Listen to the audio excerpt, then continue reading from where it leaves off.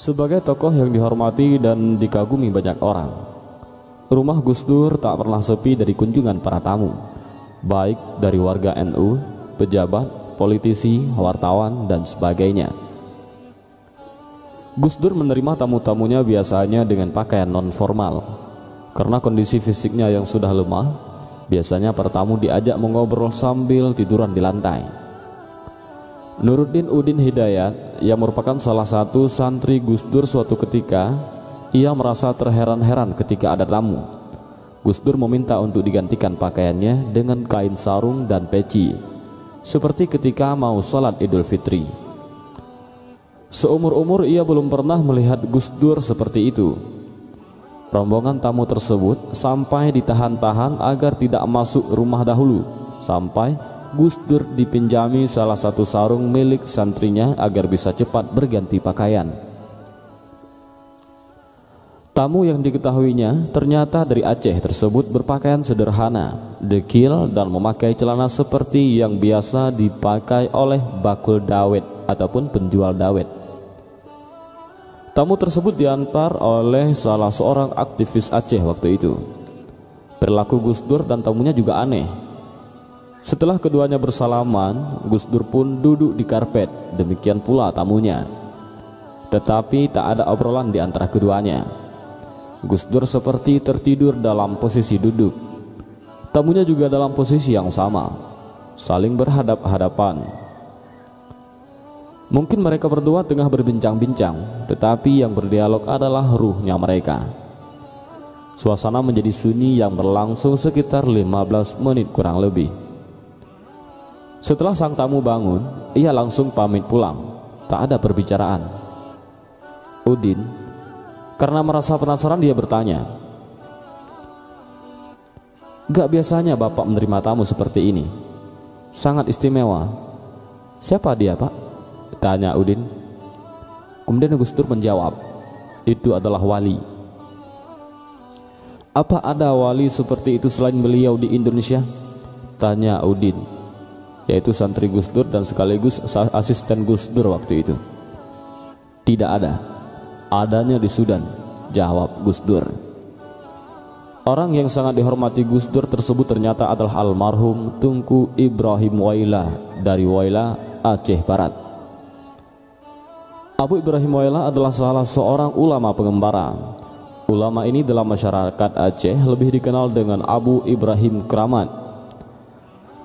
Belum pernah terjadi dalam sejarah di Waila ataupun Aceh Barat, bila seseorang meninggal, ribuan orang datang melayat ataupun takziah, kecuali pada waktu wafatnya Abu Ibrahim Waila.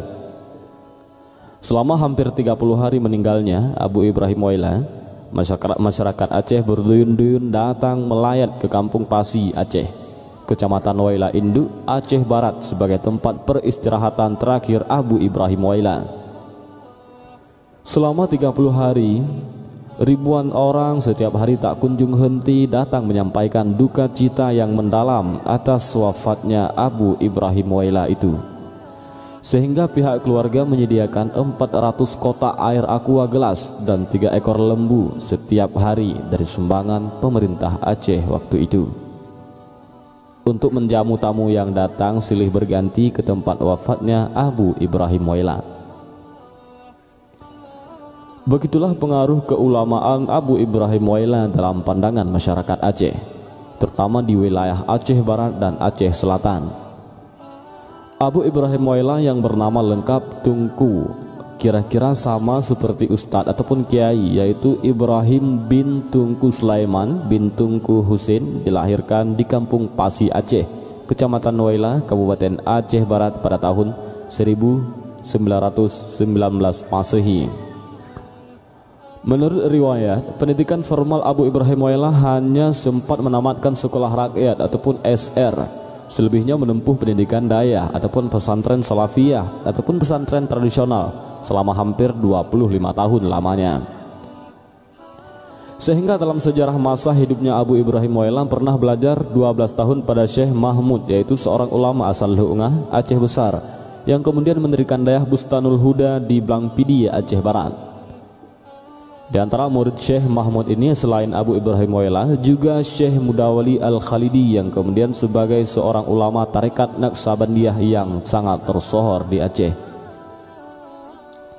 Konon Syekh Mudawali hanya sempat belajar pada Syekh Mahmud sekitar 4 tahun. Kemudian pindah ke Aceh Besar dan belajar pada Abu Haji Hasan Kurangkali selama 2 tahun. Setelah itu Syekh Mudawali pindah ke Padang dan belajar pada Syekh Jamil Jaho Padang Panjang. 2 tahun di Padang, Syekh Mudawali melanjutkan pendidikan ke Mekah atas kiriman Syekh Jamil Jaho.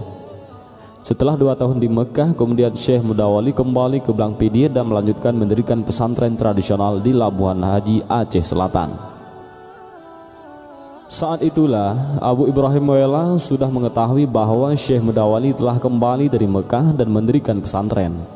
Maka Abu Ibrahim Wailah kembali belajar pada Syekh Mudawali untuk memperdalam ilmu tarekat Naqsabandiyah. Namun sebelum itu Abu Ibrahim Wailah pernah belajar pada Abu Calang, yaitu Syekh Muhammad Arsyad, dan Tunku Bilyatin Suwa bersama rekan seangkatannya, yaitu almarhum Abu Adnan Bakungan.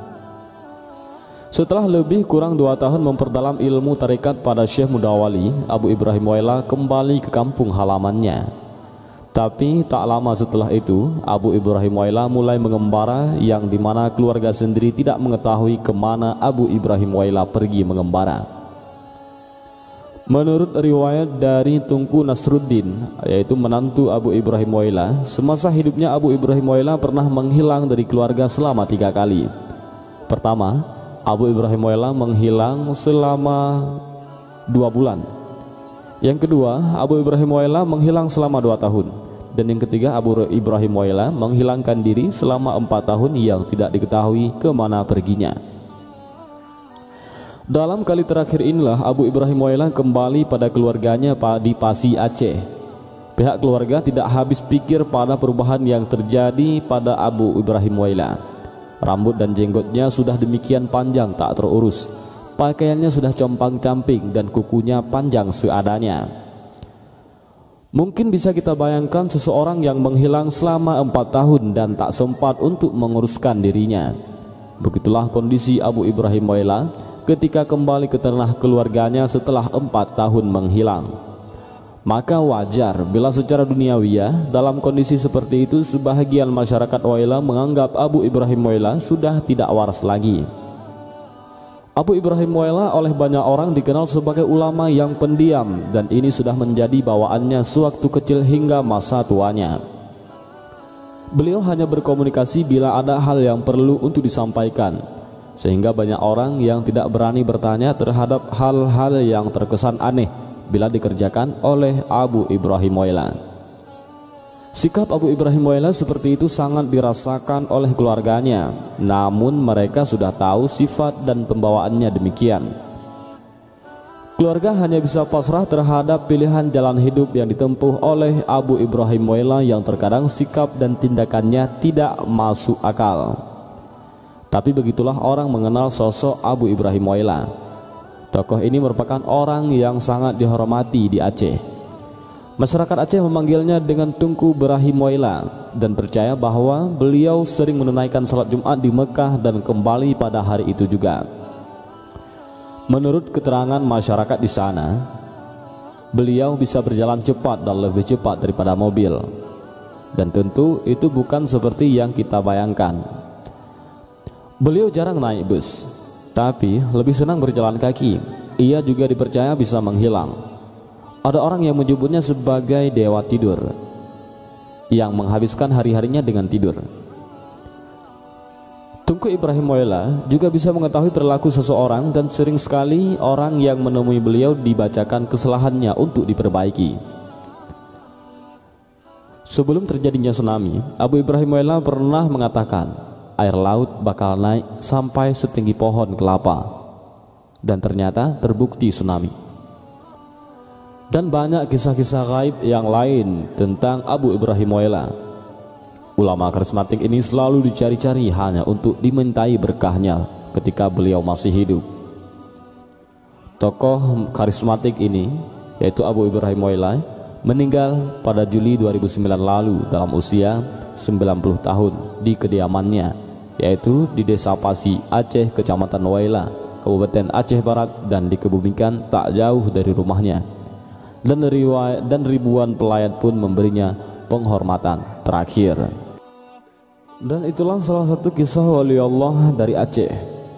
Kisah seperti ini sebenarnya tidak perlu diperdebatkan, karena kita menceritakan tentang wali, bukan orang sembarangan.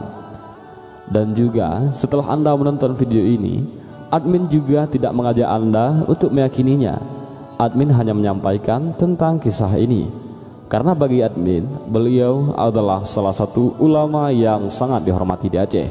Dan bagi orang Aceh, beliau adalah orang yang sangat spesial. Wallahu a'lam bishawab.